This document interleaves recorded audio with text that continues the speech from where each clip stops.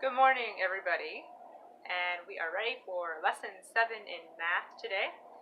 So go ahead and get your math books and go to page 30 in lesson 7. As you're turning there, remember there's a fact at the top that says most horses live from 20 to 30 years. That is actually a long time for a horse to live, I think. So a horse could be as old as I am. Okay, so lesson 7.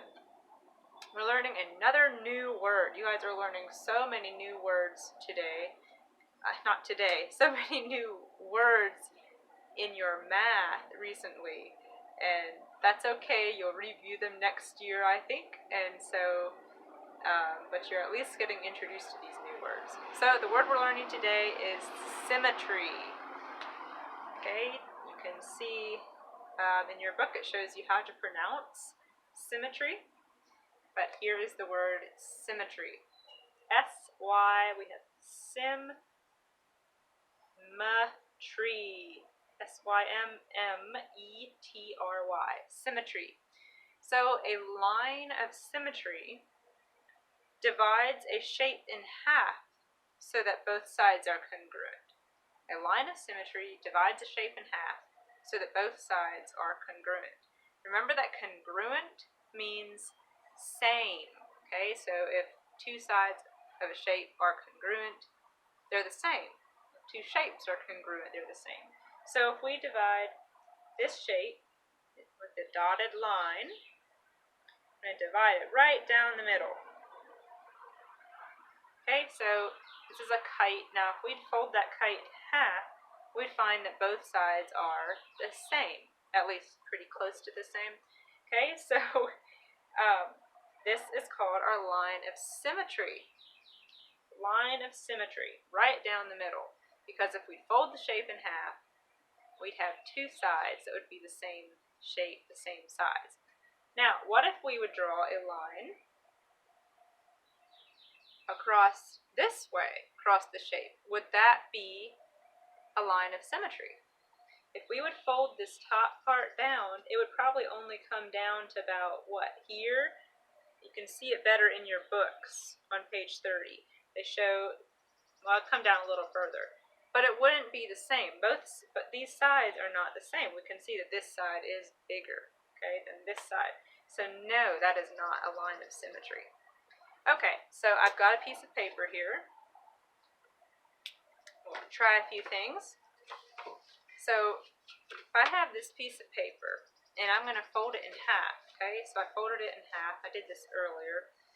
So now I have it folded in half. So both sides of my paper are the same, right? They're symmetrical. So that means that my line, y'all see that line right down the middle? My line is a line of symmetry because it divides my shape in half. So then I have two halves that are the same. Now I could do something else. Let me, y'all can try experiments with this kind of thing at home too. Some paper and some scissors. I'm going to cut this paper in half. There. Now I have two pieces. Okay, so let's try something else. I'm going to fold this in half again. And now I have two sides that are the same again. Therefore, I have another line of symmetry right down the middle. And I could make this into a different shape. So let me try making a heart. I have my paper still folded.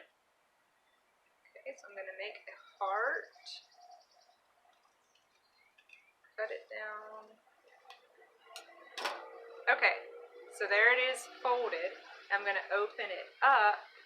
And look at that. I have a line of symmetry right down the middle because both of my sides are the same.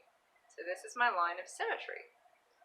Okay, now if I would have folded my heart this way and make a line across it this way, is that a line of symmetry? If I'd fold it, are they the same? No, we can see really clearly that they're not. So that is not a line of symmetry. But this one, right down the middle is. Okay, I'll try one more shape. Let me fold this in half. And get it here. Okay, how about let's make a hexagon. Okay, so here's a hexagon. Now, I'm gonna open it up. Look at there, I've got a line right through the middle. Is that a line of symmetry? Are both sides the same? Well, if I fold it in half, I can see that both of my sides are the same. Okay, so a line of symmetry divides a shape in half to make both sides the same size.